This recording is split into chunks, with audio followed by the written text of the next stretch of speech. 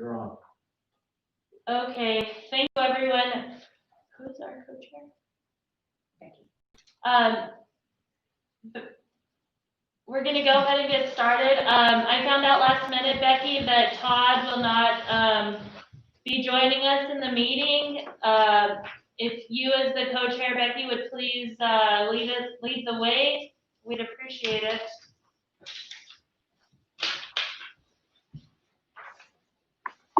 Not my strong point, but I'm willing to do that, yes. It'll be fun, Becky. Of course it will be. So let me get to the right meeting.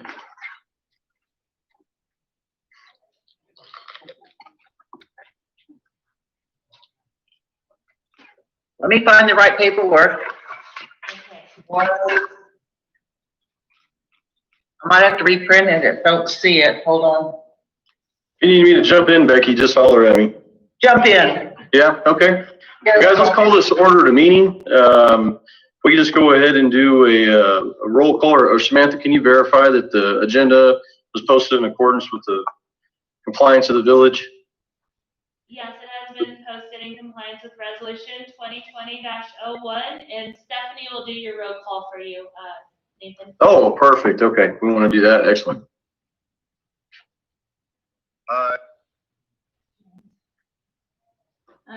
Member Russ, Yes, ma'am. Member Kinnon, She said it. Member Meeks, Member Allred, Present. Member Brooks. Here. Also present is Samantha Mendez and Stephanie Warren from Planning and Zoning. You do have a quorum. Perfect. All of you have before you the agenda. I'd like to get a motion to approve the agenda. If there's not any discussion on that. Mr. Chairman, I would move that we adopt the agenda as presented. Do I have a second? Got it. Jim, second? Okay, we have a first and a second on approval of the agenda. Also before you, you have the minutes of the last meeting of June 25th, special meeting 2020.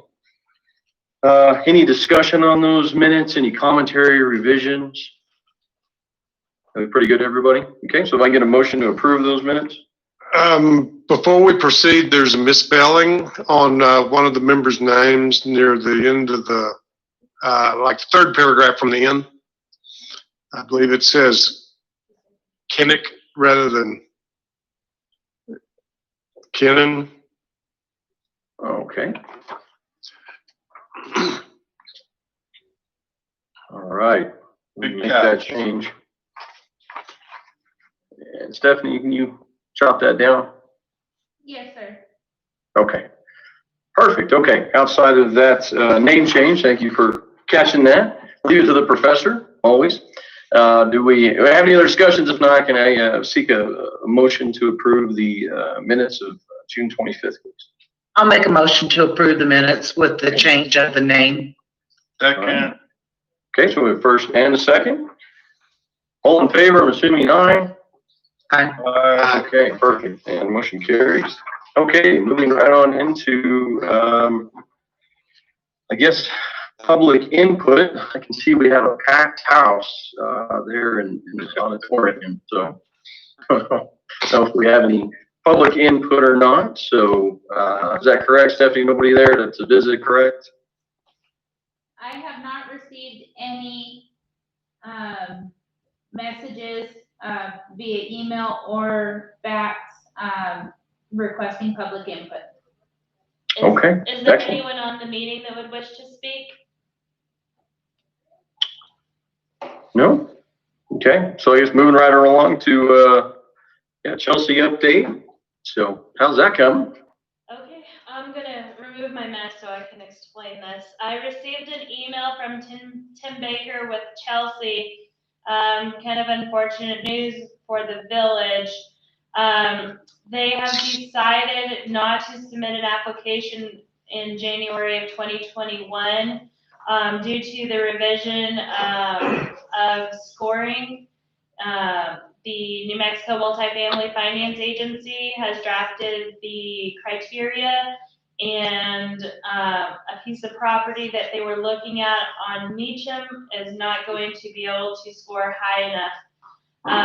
After doing their due diligence of the Cream Manor property, that project turned out to not be feasible, due to the amount of work that it would take to bring it up to their standards, as well as the purchase price is, too high for them to be able to turn this into the type of project that they would like, and the village would also like. So it looks like we're gonna miss out another year of being able to apply for these affordable tax credits. We're continuing to look for properties, throughout town. We have a metropolitan redevelopment plan, in draft, form right now, and so we're working to get that finalized and adopted by council, hopefully before the next go around for scoring. Having that plan in place along Sudrin, if the project location was there, would give us more points. And so we're hoping that, with that in place, that it'll give us a competitive edge if we're able to find a piece of property that's suitable for, this type of housing. It's been a real challenge to find a suitable piece of property that people are not there telling us not in their backyard, basically. That's really been tough. We thought the Cream Manor was gonna be a solid deal, but, the rezone not taking place along with the purchase price is just not gonna be a feasible option for Chelsea or the village moving forward with that. Another thing that we just need to continue is the access to public transportation. So working in partnership with Z-Trans to make sure that these stops are in good locations for families that may not have transportation. That'll give us additional points. So that's the update with Chelsea. No application once again. It's kind of disappointing, but we're gonna continue on. If you all come across a piece of property that you may think is suitable, 5 acres or larger, please don't hesitate to send them our way, and we'll look at the property and see how it would score in line with an MFA. But, So our meetings just got a whole lot shorter. well, hopefully That's not. what I'm hearing right now. We've got other goals, but it's just unfortunate that we don't have an application going in this year again. Yeah, that is absolutely unfortunate. I had no idea, so I thank you very much for that update. Holy moly. So, fellow committee members, what do you guys think? Too bad. Too bad, yeah. We missed out on that. Is unfortunate. It's gonna be hard to find a piece of land, like you said, with, the neighbors coming out of the woodwork saying it's not gonna work. Taking us out of the Midtown District basically just says we're not gonna get that grant, so we gotta look for alternate funds. You know, I know USDA has some funding stuff that, very in line with MFA, but it may not be as tangible. I don't know. That might be something down the road. I don't know if our next few meetings, maybe can we get USDA to even like give a pitch on some of their programs, community development on rural housing? Because I know they do something similar, right? Yes, they do offer programs that are similar, so maybe we can do some reaching out and invite them to our meeting and just educate ourselves a little more on the type of opportunities that would be there for our workforce. Because I know they don't do the scoring like, MFA does, but they do forgivable loans, something. So I don't know, but I remember when they did that. You guys remember the Cowboy Symposium? Remember that way back when they used to have that down there at where it's now the distillery in the valley? Oh. But USDA was a backer on that project, that arena, and fronted the money and forgave a ton of it. So anyways, I don't know, just might be some food for thought, because past that, I don't know of any other major grant organizations, so.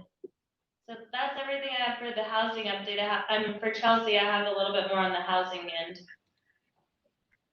No, please continue. Well, before we go on, I would like to weigh in on this, and I find this extremely regrettable that we're in this situation again. As I look around this group, about half of the membership is comprised of original appointees.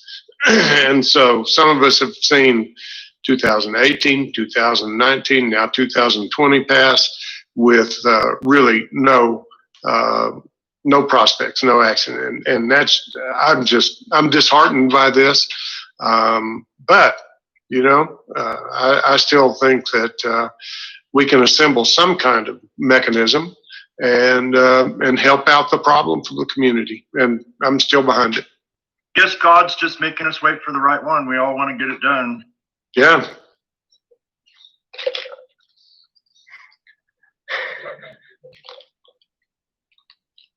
Well, I thank you, Clayton, for weighing in on that, because I couldn't agree more. I mean, I can't tell you how many years it's been in the making on from the very beginning. I mean, it's it's really kind of disheartening, but I think with success can come you have to a little bit of failure too sometimes, and so maybe that's just what we're experiencing. And I'm just glad I'm still on the committee with you guys, and you guys haven't all dropped out. I frankly thought about it because it seems like we just keep hitting these stone walls, and this is not easy to free up time for committees like this. So you want to see something proactive come from your efforts and your colleagues' efforts. So, but maybe some good can still come, something else. So we'll see. And Samantha, do we need an action item to reach out to USDA, or is that just something you guys are going to do? I'll go ahead and get in touch with them and see what kind of information I can bring back for our next quarterly meeting. Okay, thank you. Yeah.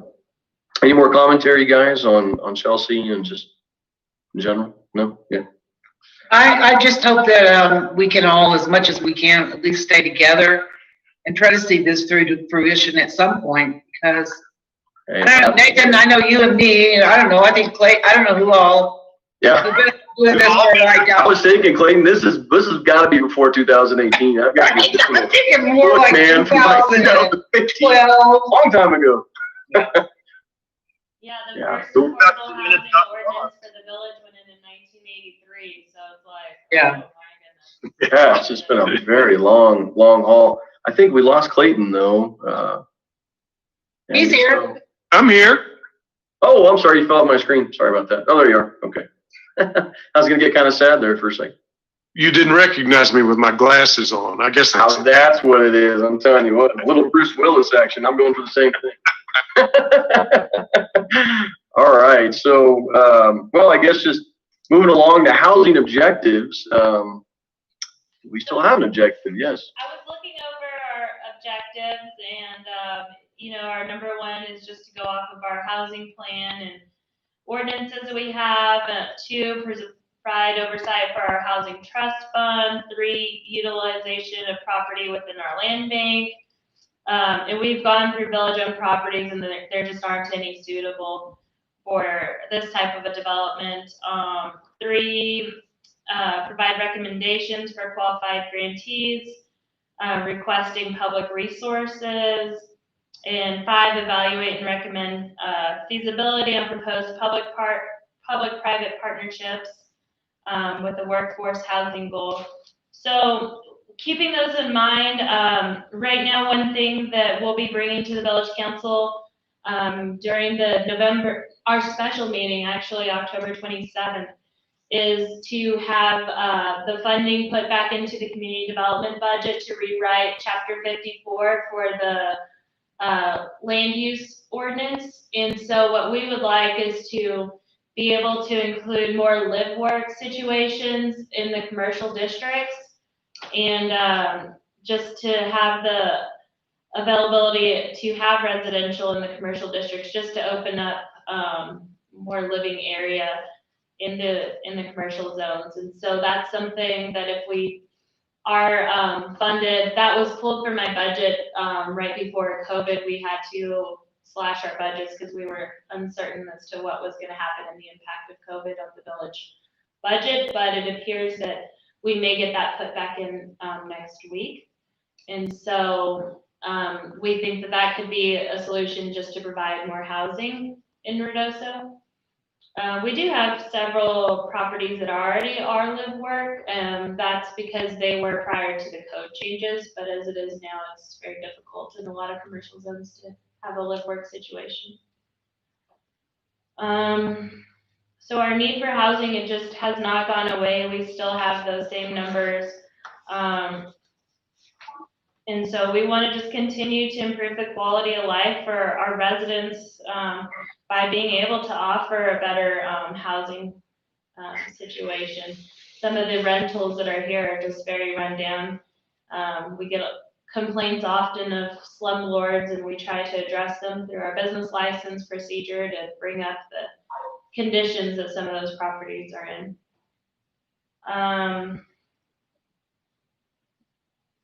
We have increased the opportunity of development in the Town and Country subdivision. We were awarded $750,000 from the Community Development Block Grant. And so with that, we're leveraging general obligation bond money to be able to replace water, sewer, and add fire hydrants and redo the roads in that subdivision, in which that making the newspaper has drawn the attention of a developer. And so they're looking to purchase land up on Chavez Street, and they'd like to add housing starting in the $200,000 range. So at least that'll add to our inventory. So that, I think that's kind of heading towards our goals, you know, improving infrastructure and enticing the developers to come in and do some infill projects for us and add to the housing inventory here. So we're moving in the right direction slowly but surely, but I do feel positive that we can make some impactful changes for our residents. In favor of the Midtown stuff for sure. That'll be awesome. Mm-hmm. Absolutely. So that's what I have for an update with that. Things we've got going here at the village. If I may, I'd like to ask a question about those recent comments, and that is, with the community development block grant activities, providing some of that infrastructure, is there any way that the village or some other entity could incentivize the housing, and especially the lower price housing? That may be just a crazy question, but I'm just curious about that. We could definitely look into it. Another component of this is just that housing has been selling left and right. I don't know if they even have the inventory of some of those lower end homes at this point. I know we've been having construction and building permits being pulled. My department's never been busier than during this COVID period. I don't know, James, can you speak to the inventory status of some of those lower priced homes? We're next to none. It's slowly coming back a tiny bit, but nothing. They're selling as fast as they come on the market still.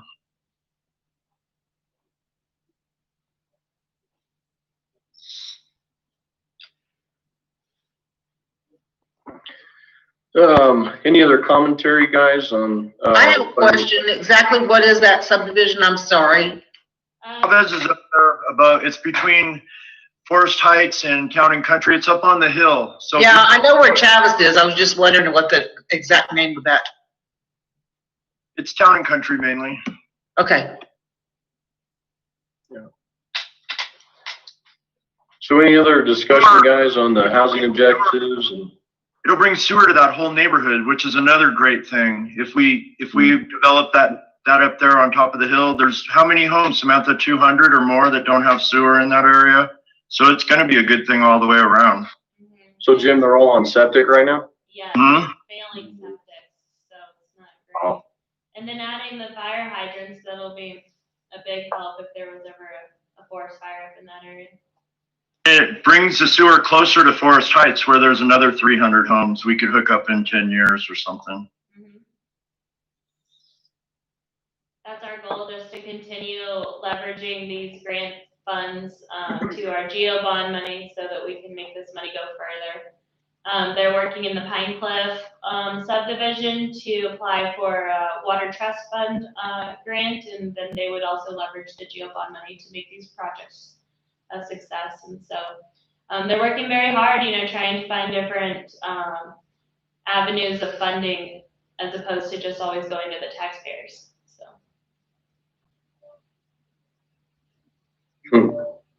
Okay. Community development report? Sorry, Nathan, I kind of combined them both. That's, Okay, that's what I was thinking. I was like, I thought we just kind of wrote it. Okay, wanted to make sure. Board member comments. So, we've heard some disappointing news and maybe some, things that are encouraging. At least there's some grant money coming to increase some infrastructure, some areas needed. And, I think just for our sake or my sake is just continue to work with you guys, the village, and man, just finding a location. And that's the other thing too, Samantha, with our, parameters of what we're created to do. I mean, if some land comes up that's, just outside of the village and there was any sort of way that we could still work with the USDA or anything like that, is that just, that's just off limits, or are we just talking Village of Ruidoso city limits or? no, I don't think it's off Lincoln limits. I County? think we should think regionally. This is a regional issue. Okay. Our workforce doesn't only reside in Ruidoso, so I think we should think about working with the Downs or the county with these outlying properties. I think that's a good approach. Yeah, I was throwing it out there because I think maybe that might be more realistic, as saying, listen, maybe we need to just kind of broaden, our area of scope of logistically where we can locate some land and maybe have a better chance of making this happen rather than, right inside the village limits. I don't know. So I would definitely like to expand our search parameters for sure. I agree, absolutely. If you all see something, please don't hesitate to let us know. So Jim, is that something too that maybe you could, be on the lookout for as far as like any land or acreage that maybe we could talk about in the next meeting, and just maybe some different location sites or something that the village could look at maybe acquiring, or just, I don't know, because I know several, I'm just thinking out loud of places I know that may be suitable. I don't know. Yeah, I'll look for sure and see if there's a couple we can put together. Okay. All right. You guys have any other commentary, any input on any of this? Just saying, I'll send them to Stephanie when I do find a couple. Whatever I find, I'll send to Stephanie if that's okay with you, Samantha. Yes, that'd be great. Okay. Well, guys, I guess if there's no additional commentary or feedback, I believe we even need a motion. I'm just going to move to adjourn the meeting. It's great seeing everybody, and I guess that's it. Hey, thanks for doing the meeting, Nathan. My pleasure, Becky. I didn't realize the agenda was actually the first page. No worries. I totally get it. Samantha, Stephanie, thank you guys for coordinating, and everybody have a safe weekend, and we'll see you guys soon. Thank you, everyone. Take care. Yeah, stay safe. Thank you all. Bye. Bye. Bye.